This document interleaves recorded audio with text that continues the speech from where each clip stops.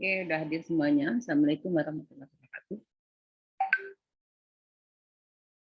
Silakan dibuka kameranya.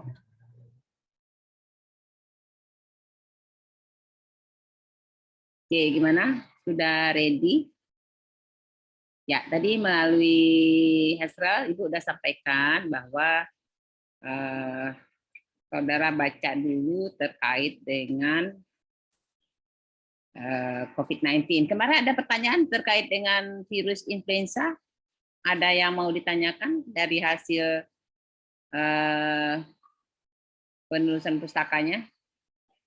Dari hasil searching-nya terkait dengan virus influenza, silakan kalau ada yang mau ditanyakan. Sebelum kita masuk ke membahas virus ini ya, virus SARS-CoV-2.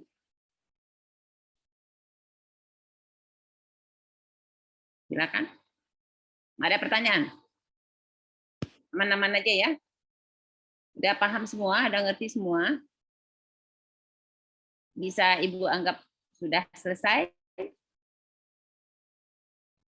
Gimana Trigesti di ini? Udah? Ada pertanyaan? Udah cukup, Bu. Ya, oke, baik. Kemudian kita masuk ke pertemuan ketiga mengenai apa? Kita virus atau vaksin? Vaksin ya. Iya, Bu, vaksin. Salah ibunya. Nah, oke, sebelum kita maju terkait dengan vaksin influenza, ada pertanyaan? Kemarin itu yang tersedia yang mana? Yang 4 serotype ya, yang dikeluarkan oleh Bio Farma, apa namanya?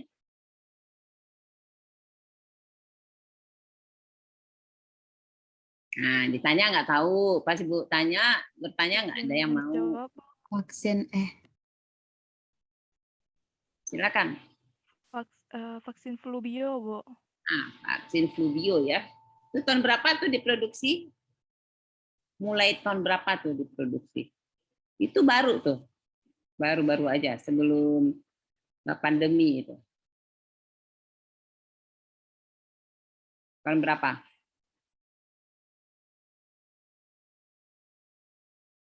Oke, ada yang mau cerita ke Ibu bagaimana proses langkah-langkah pembuatan vaksin untuk influenza? Siapa yang bisa menjawab, mencoba? Nggak apa-apa salah ya, kita lagi belajar. Kalau salah nanti diluruskan. Ini pesertanya memang 20 ya, Srel? Benar ada 23, Bu. Ya, berarti masih ada 3 orang lagi. 4 lagi. Ada 4 orang lagi.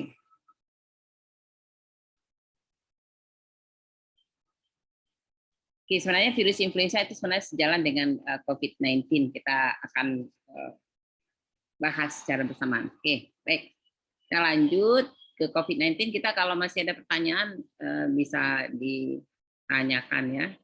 Kita diskusikan nanti kalau Ibu belum bisa menjawab. COVID-19 itu tahun berapa mulai dirilis vaksinnya? Ayo, siapa yang bisa menjawab?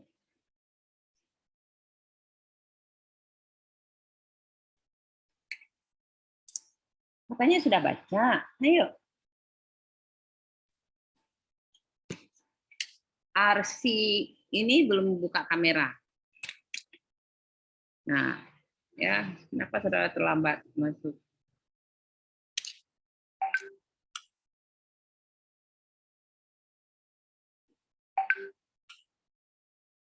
Di dunia itu tahun berapa dimulai dirilis vaksin COVID-19? Izin jawab, Bu. Siapa tuh? Azra, Bu.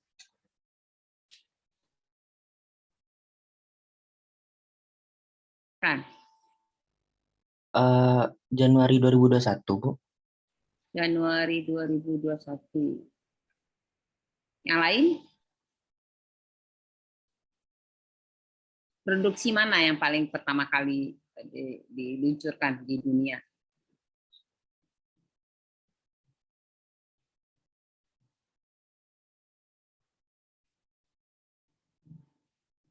Januari 2021 itu negara mana yang pertama kali menggunakan Nasrel?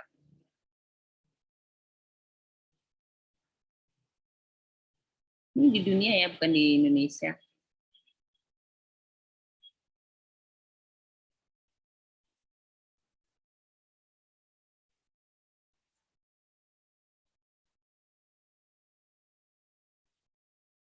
Ada tidak yang membuat PPT? Atau ada yang mau share screen? Ini siapa aja bisa share screen, Nasrel? Bisa Hanya semua, saudara nanti bisa saya izinkan, Bu. Oke. Jadi kalau screen kasih tahu sama saudara terkait, ayo, Bu, mau saudara aktif ya, jangan diam aja. Kan tadi udah dikasih waktu setengah jam, makanya kita lambat masuknya supaya saudara punya waktu setengah jam untuk searching. Bukan sekarang searchingnya, makanya setengah jawab. Sri Wahyuni, silakan. Jadi vaksin yang pertama itu vaksin Sinovac itu pertama dirilis pada bulan Juli, Bu, pada bulan April 2021. Telat banget. Ibu aja udah disuntik Sinovac dari bulan Maret 2021. Ini di dunia loh. Oh, di dunia Bu, apa yang paling duluan menggunakan? Izin ya, Bu. Ya, silakan, Israel. Vaksin Pfizer, Bu, Desember 2020, mulai pertama itu di Inggris, Bu. Desember Pfizer. Coba lagi yang lain. Izin menjawab, Bu. Ya, Sri Gesti. Untuk bulan Desember 2020 tanggal 9 juga ada vaksin Sinovac, Bu. Dia tuh dari Arab dan Turki, Bu. Awalnya, Bu. Sinovac itu produksi siapa? Bukan Arab. Arab mana dia memproduksi vaksin? Ini Sinovac, Bu. Iya, Sinovac. Siapa yang ingin menjawab? Ibu nggak lihat. Ditya. Diproduksi pada pertama kali Cina, Bu. Diproduksinya Sinovac Biotech dan Sinopharm. Kapan? Sinovac kapan diproduksi? Sinopharm kapan? Oktober tahun 2020, Bu. Oktober tahun 2020. Sinopharm?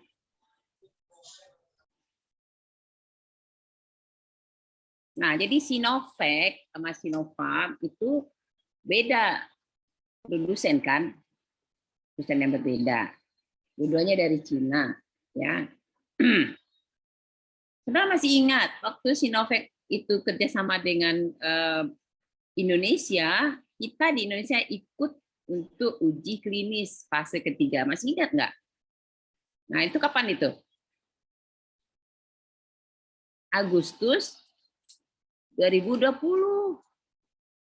Ya kan? Nah, sebelumnya kapan? Sebelumnya apa? Fase keduanya kapan? Fase ke-1 dilakukan. Apapun ya, produksi apapun, vaksin apapun. Jadi pertama dia melakukan karakterisasi, kemudian melakukan uji in vitro dan uji in vivo, dan kemudian beberapa tahap uji klinis. Nah, di Agustus Sinovac itu sudah melibatkan Indonesia, selain juga dari Brazil ya, yang dilibatkan dalam mendapatkan informasi uji klinisnya. Jadi kalau uji klinis itu sudah ke manusianya. Jadi ada berapa ribu relawan yang dari Indonesia yang terlibat. Nah, jadi pada saat itu sudah sekian 15.000 ya kalau nggak salah, di Agustus itu sudah melibatkan beberapa negara di dunia. Nah, berarti kalau dari sana kita lihat siapa yang paling pertama memproduksi? Sinovac, ya. Sinovac yang paling pertama. Sebelum dia uji klinis, berarti dia sudah melakukan uji in vitro dan uji in vivo. Dan sudah melakukan karakterisasi sebelumnya. Nah, kenapa Sinovac atau di Cina itu pertama kali bisa dirilis? Karena penyakitnya pun datang dari Cina yang pertama kali terpapar, ya kan? Jadi mereka dengan segera pada saat Desember 2019 terpapar atau terjadi infeksi oleh coronavirus, beberapa bulan mereka lockdown untuk memastikan bahwa virusnya tidak berkembang terlalu kemana-mana, walaupun akhirnya pun tersebar ke seluruh dunia, dan kemudian mereka segera melakukan pembuatan vaksin. Sehingga yang pertama kali pun yang bebas tidak pakai masker pun adalah di Cina, ya. Nah, itu sudah baca lagi. Kenapa itu masih sangat mudah sudah dapatkan beritanya? Karena ini terjadi baru dalam 2 tahun ini, ya kan? Dari 2020 sampai 2021. Oke, jadi sekarang yang perlu saya catat, apa-apa aja vaksin yang sudah dirilis di dunia. Ya. Satu, yang kedua, bagaimana perkembangan vaksin merah putih atau vaksin yang diproduksi di Indonesia. Nah, kalau saudara ikut beberapa webinar yang Ibu ada sebagai narasumber, kemudian ada juga beberapa webinar lain yang melibatkan Badan POM, itu sudah dirilis beberapa nama-nama atau bakal calon vaksin, ya, yang dari Indonesia. Jadi ada beberapa perguruan tinggi dan beberapa lembaga riset yang sudah mulai mengembangkan vaksin merah putih.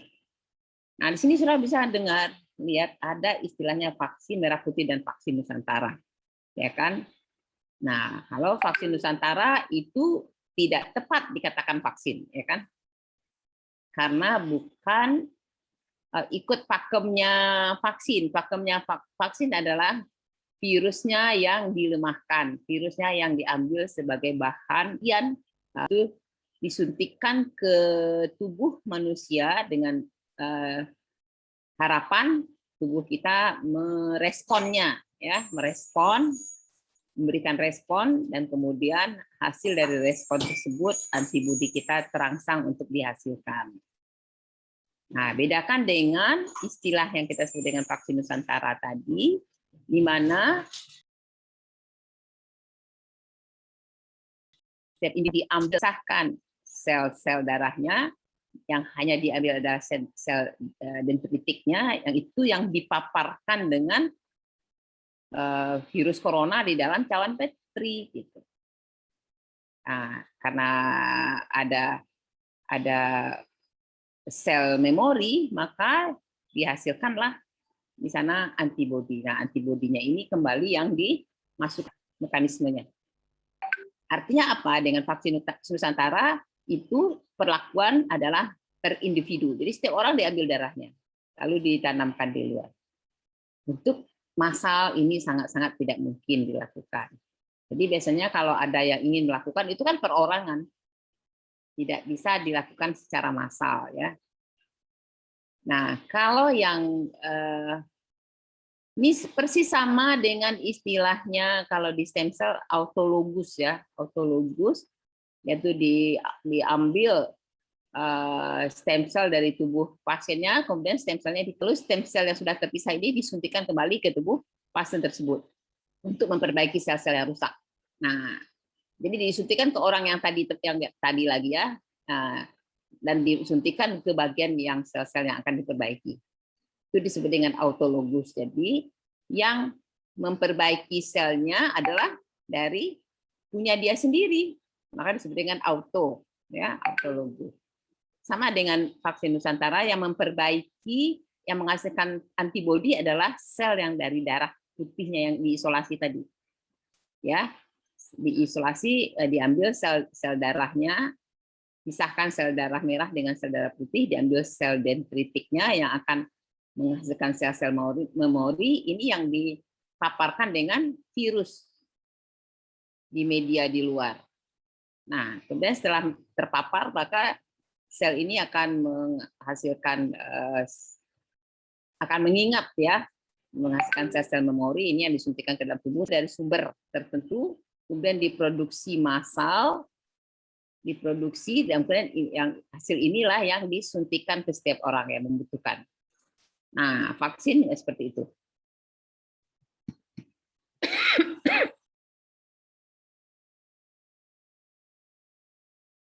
Vaksin yang selama ini dengan jumlah yang skala industri bisa digunakan untuk setiap orang. Nah, sampai saat ini sudah berapa jenis atau berapa macam vaksin yang dihasilkan, atau bisa saudara lihat dari produsennya. Berapa? Bisa menjawab, silakan. Di dunia ada 17, Bu. 17 jenis vaksin. 17 jumlah vaksinnya. Yang Bisa saudara sebutkan. Dari Cina berapa, dari Inggris berapa, dari yang lain. Bisa di ini, atau yang lain mau menjawab?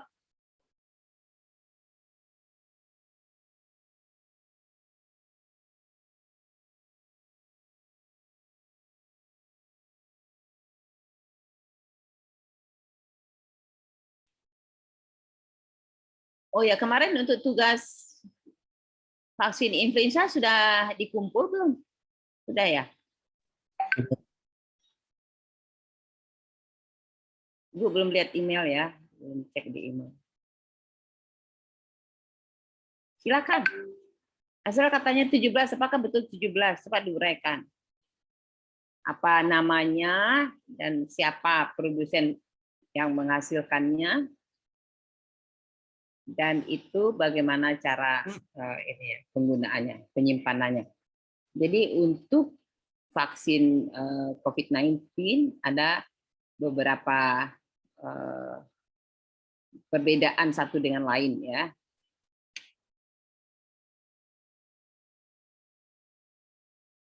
Berarti ini ada 3 orang yang sampai saat ini nggak hadir ya, tolong dicatat. baik, Bu.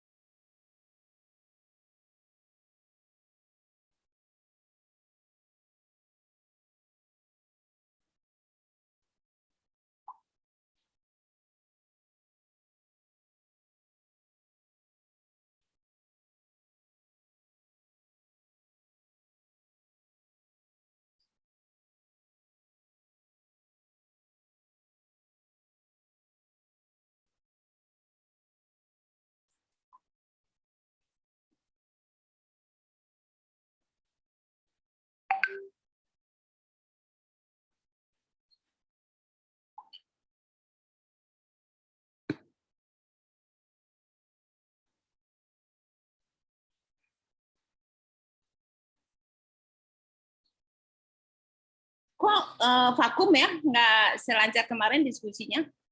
Padahal Ibu rasa di diskusi tentang COVID-19, vaksin COVID-19 akan lebih menarik.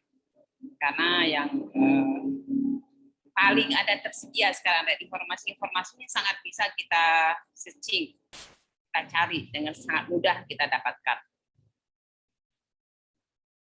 Untuk bisa mendapatkan informasi yang terkini terkait dengan vaksin COVID-19, saudara bisa banyak men-searching jurnal-jurnal ilmiah, bagaimana perkembangan dari awal diperolehnya seed vaksinnya, dan kemudian didapatkan vaksin yang sudah siap untuk diberikan kepada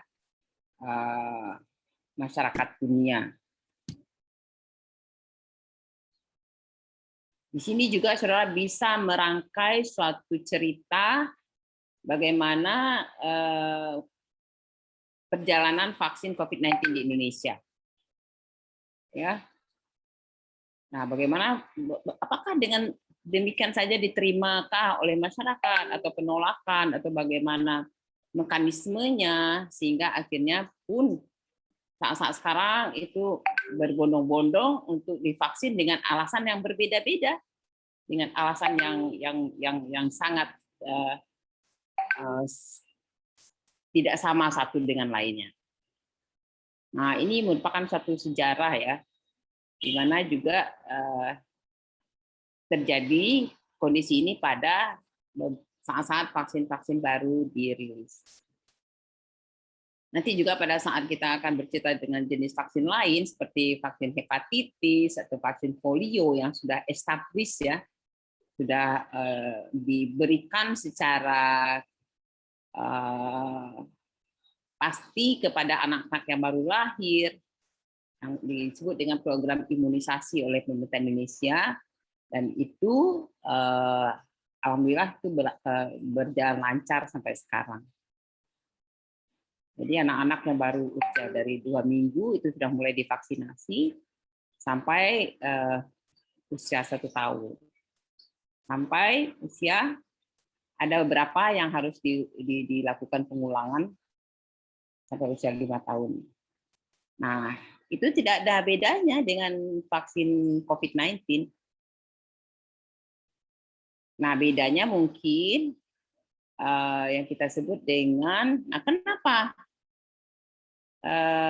pada anak-anak atau bayi atau balita di bawah 5 tahun itu sangat tidak pernah diberitakan ya, ada yang menolak untuk divaksinasi. Nah, sekarang ada yang penolakan, dan kemudian setelah jadi penolakan karena disyaratkan untuk naik kendaraan harus ada kartu vaksinasi, berbondong-bondong lah divaksinasi. Atau karena harus di Jakarta ya, karena harus masuk mall, maka juga orang berbondong-bondong untuk bisa divaksinasi. Jadi banyak hal yang terjadi. Dan itu sejarah ya. Itulah kenyataan yang terjadi. Nah, saudara bisa, oke, di tugas selanjutnya itu saudara bisa ceritakan. Ibu tidak mau saudara bikin tugas hanya copy paste ya, di copy paste sendiri, tetapi dibuat suatu rangkaian laporan yang baik sehingga terlihat perkembangannya itu dari dimulai pada bulan Juli ya, bulan Juli 2020 atau sebelumnya lagi jika sudah ada informasi-informasi yang berkaitan dengan dimulainya diproduksi vaksin untuk COVID-19. Juga, oke, ini sekarang kita diskusi secara ilmiah. Menurut saudara, apakah vaksin yang dimulai digunakan pada awal pandemi itu, yaitu Sinovac itu efektif untuk meredam atau menghentikan penyebaran dari COVID-19, dari virus corona SARS-CoV-2. Silakan, Ibu ingin mendengar pendapat saudara.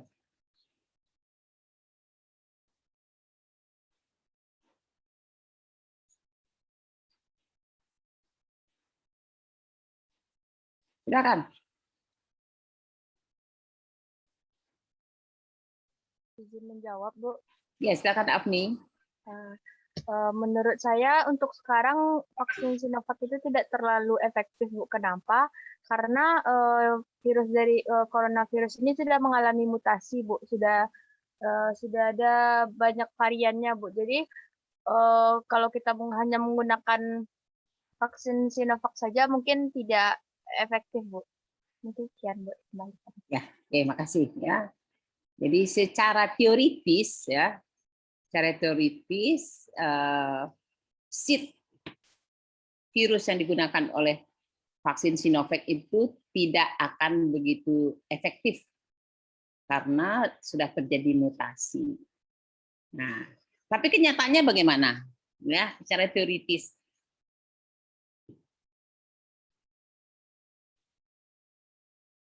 kenyataannya bagaimana sebenarnya pada saat kondisi sekarang ini?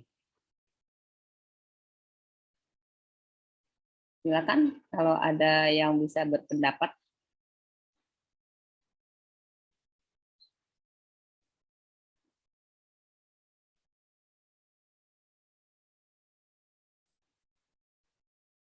Ayo, harus berpikir, jangan ditunggu Ibu aja yang bercerita.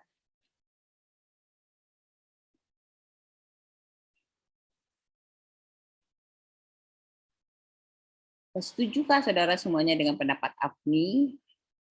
Atau ada pendapat lain?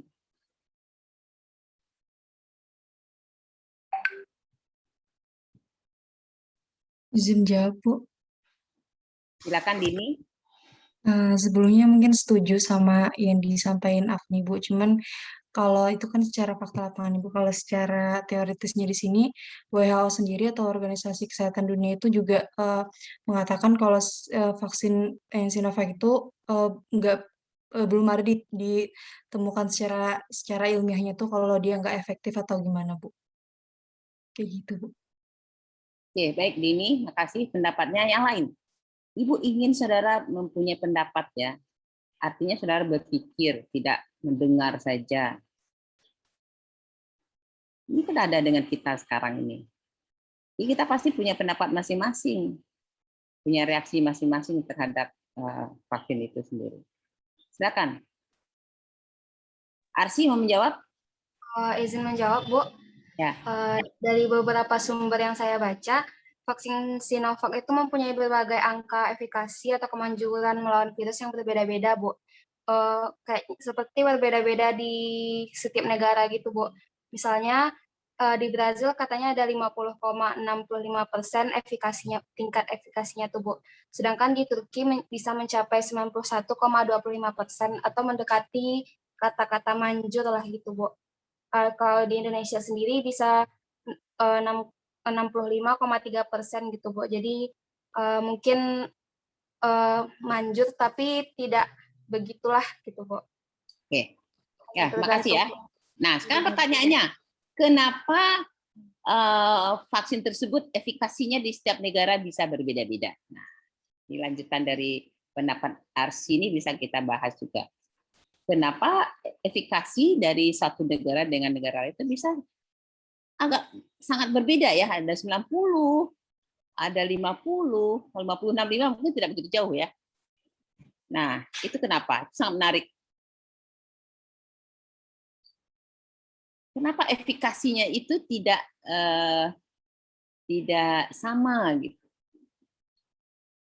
Pasti ada sebabnya. Izin jawab, Bu. Ya, silakan Asrel.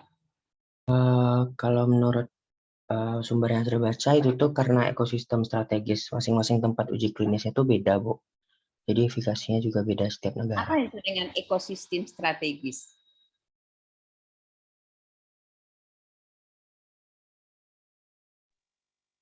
Jawab, Bu. Ya, Arsi. Mungkin pertama dari dari cuaca atau iklim daerah-daerah tertentu, misalnya di suatu tempat ada 4 iklim gitu kan, Bu, atau Turki itu masuk apa? Turki itu 4 musim juga. Yang tinggi tadi mana? Yang tinggi efikasinya? Turki, Bu. Turki. Nah, Turki ya. Terus yang 50 tadi di mana? 50 tadi di Brazil, Bu. Nah, di Brazil. Kemudian Indonesia 65 ya. Kita bandingkan aja 3 negara itu. Apakah ketiga negara itu sangat mencolok dilihat dari ekosistem? Apakah yang maksud dengan yang saya katakan ekosistem ini cuaca kah? Atau iklim, 4 musim dengan 2 musim? Atau apa? Menjawab. Izin jawab, Bu. Bisa menjawab. Siapa nih? Izin jawab, Jana. Ya. Yang masuk dengan ekosistem strategis tuh contohnya penyebaran apa namanya, Bu? Misalnya tenaga kesehatannya gimana gitu, Bu. Terus pekerjaan apa namanya, distribusi pekerjaan di negara itu gimana gitu, Bu. Kalau menurut saya itu yang ekosistem strategis, Bu.